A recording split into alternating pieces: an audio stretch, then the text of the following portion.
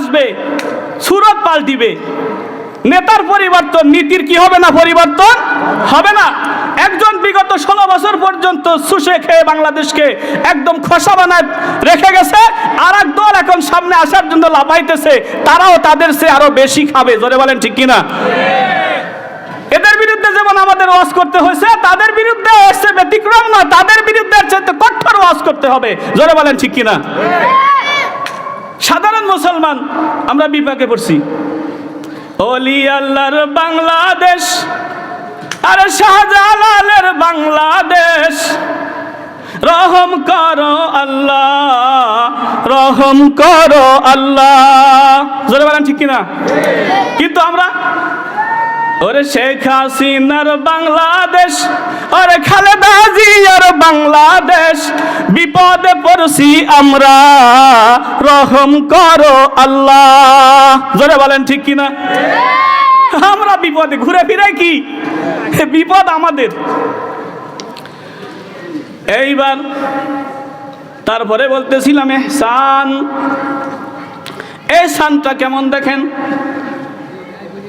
সুদূর মদিনা থেকে 350 মাইল দূর এক যুবকের বাড়ি, যুবক রওনা দিছে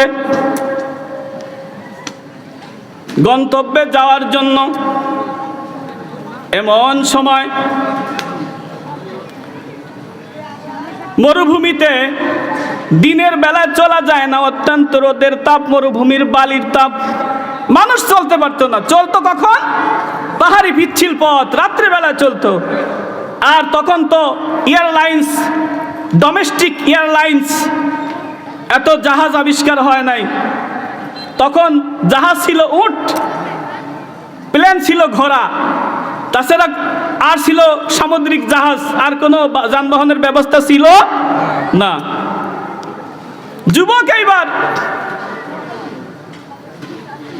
চলতে চলতে যখন ক্লান্ত হয়ে গেছে, সকাল হয়ে গেছে, মনে মনে একটা খেজুর বাগান তালাশ করে, যে যদি একটা খেজুর বাগান পেয়ে যায় তো একটু ঘুমিয়ে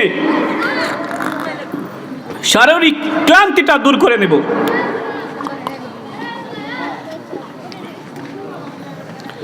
এইবার খুঁজতে খুঁজতে যুবক একটা বাগান পেয়েও গেছে অলরেডি, আলহামদুলিল্লাহ। কোন উটটারে খেজুর গাছের সাথে বেঁধে যুবক শুইতে দেরি, ঘুমাইতে আর কি নাই দেরি নাই। ক্লান্ত শরীর, ঘুমাইতে কি দেরি হয়? ঘুমাই গেছে যুবক। ঘুমে যুবক এইবার বিভোর ঘুমে। ইতিমধ্যে সূর্য গড়ায় একদম বিকাল হয়ে গেছে। খেজুর বাগানের পাতার ফাঁক দিয়ে সূর্যের আলোটা এসে যুবকের কপালে লাগছে, চোখে লাগছে। যুবক এবার ঘুম থেকে জাগা পেয়েছে। জাগা পেয়ে উঠে বসে দেখে যুবকের উটটা যেই জায়গার মধ্যে বাঁধা ছিল সেই জায়গার মধ্যে উটটা বাঁধা নাই। যুবকের তো মেজাজ গরম, উটটা কোথায় গেল? যুবক খুঁজতে খুঁজতে দেখে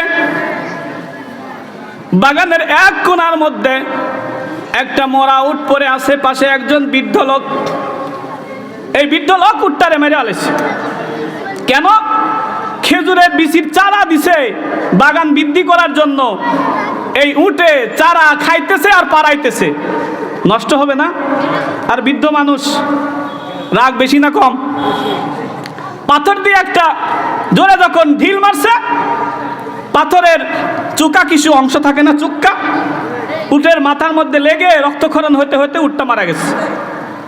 এইবার যুবক জিজ্ঞেস করে, ও চাচা মুরব্বী, আমার উট কে মারলো?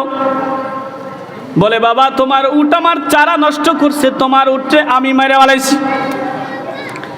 এবার যুবক বলে, উটটারে একটু তাড়ায় দিলেই তো হতো, আপনি উট কেন মারলেন? আমি তো যাব কেমনে? আমার গন্তব্যে আর কোনো বাহন নাই।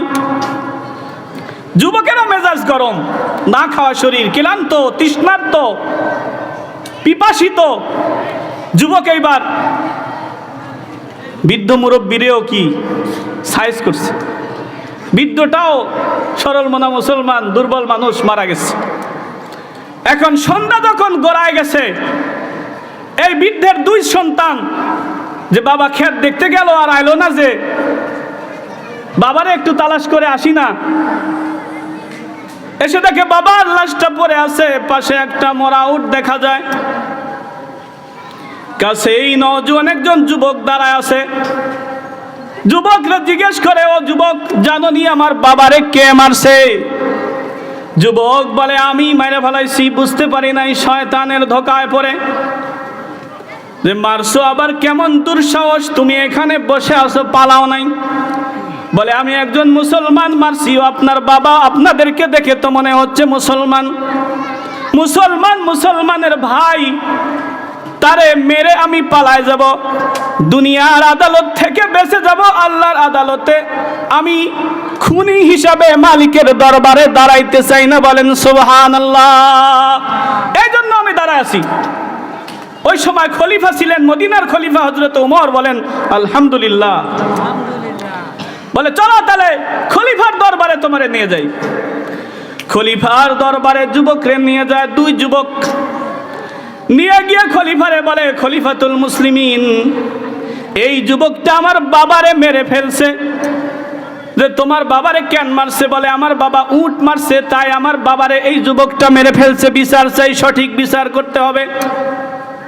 যুবকরে জিজ্ঞেস করে, তোমার একটা উট মারছে, একটা উট দিলেই তো ঝামেলা মিটে যাইতো, তুমি মানুষ কেন মারলা? তুমি কি জানো না, ইন্নান নাফসা বিন নাফসি ওয়াল আইনা বিল আইনি ওয়াল আনফা বিল আনফি ওয়াল উযুনা বিল উযুনি ওয়াস সিন্না বিস সিন্নি ওয়াল জুরুহা কিসাস ফামান লাম ইয়াহকুম বিমা আনজালাল্লাহ ফাউলাইকা হুমুল কাফিরুন ফাউলাইকা হুমুজ জালিমুন ফাউলাইকা হুমুল ফাসিকুন।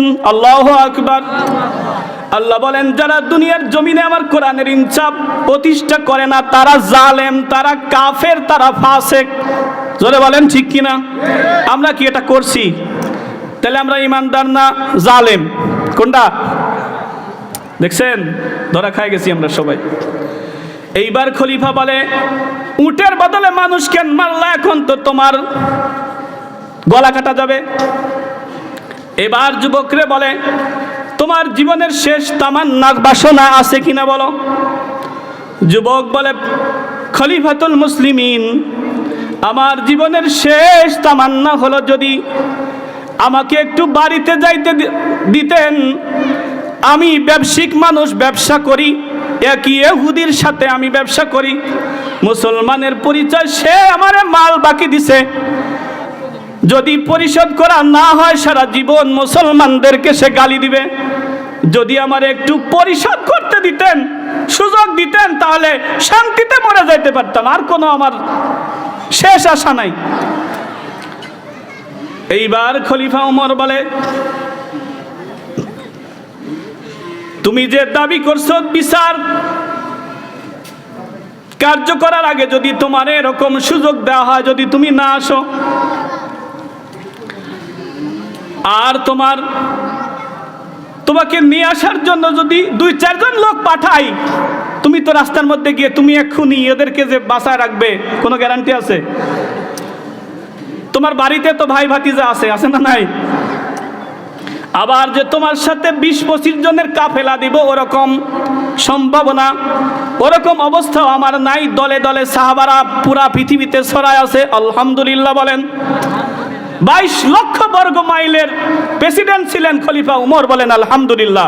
22 লক্ষ বর্গ মাইল, 800-850 বছর পর্যন্ত পৃথিবীতে মুসলমান শাসন করছেন। পৃথিবীর অন্য কোন ধর্ম, জাতি, দর্শী 800 বছর টানা পৃথিবীকে শাসন করতে পারে নাই। বলেন আল্লাহু আকবার।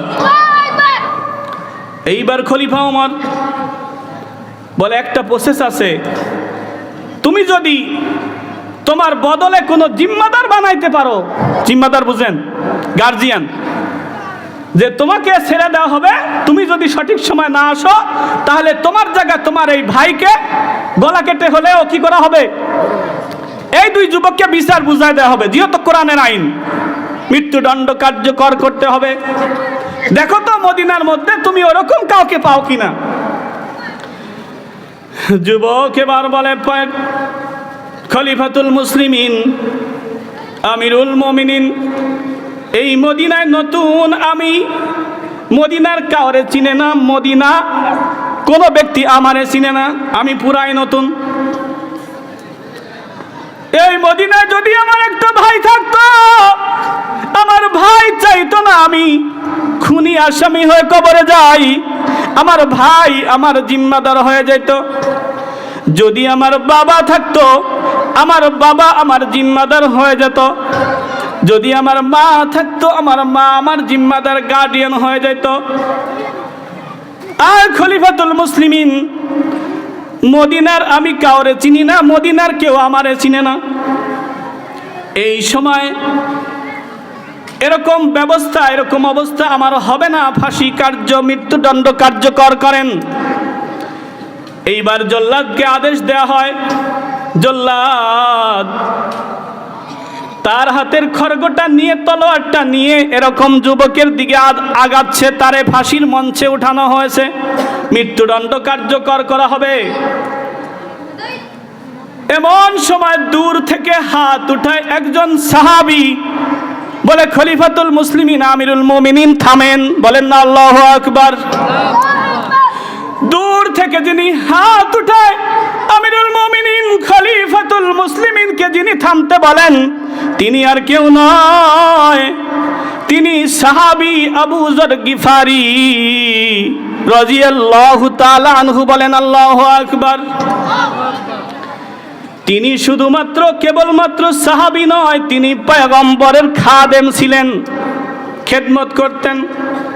অজুর পানি, মেসাক সহ আরো যত কিছু প্রয়োজনীয় খুঁটিনাটি জিনিস আবু যর গিফারি হুজুরের আগায় দিতেন, বলেন আলহামদুলিল্লাহ। এইবার আবু যর গিফারি রাদিয়াল্লাহু তাআলা আনহু খলিফাতুল মুসলিমিনকে বলে, খলিফাতুল মুসলিমিন,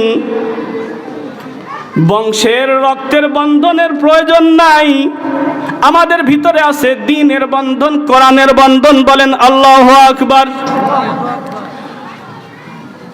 আল্লাহ রসুলের জবানে নিজ কানে আমি বহুবার শুনছি, রসুল বলছেন, ক্বালান নবী সাল্লাল্লাহু আলাইহি ওয়াসাল্লাম, ক্বালান নবী সাল্লাল্লাহু আলাইহি ওয়াসাল্লাম, আল মুসলিম আখুল মুসলিম, মুসলমান এক মুসলমানের ভাই, বলেন সুবহানাল্লাহ। আমার ওই ভাইয়ের আমি আজকে গার্ডিয়ান, জিম্মাদার হয়ে গেলাম।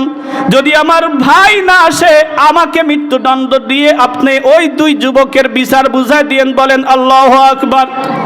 এসানটা দেখেন, একদিন জিবরিল আলাইহিস সালাম রাসূলের দরবারে উপস্থিত, এমন সময় ওই যে চাদর মুড়ে দিয়ে যায় সাহাবী আবু যর গিফারি, আল্লাহু আকবার বলেন। আবু যর গিফারি, রাসূল জিজ্ঞেস করেন, ভাই জিবরিল, কাইফা আরাফতা ইয়া জিবরিল, আপনি আবু যররে কেমন করে চিনেন? জিবরিল বলে, ইয়া রাসূলুল্লাহ, ইয়া হাবিবাল্লাহ, আপনার সাহাবী আবু যররে শুধুই মাত্র কেবলমাত্র আমি চিনি তা নয়, আপনার সাহাবী আবু যররে আসমানের तमाम ফেরেশতারা আপনার সাহাবী আবু যর গিফারিরে চিনে, বলেন সুবহানাল্লাহ।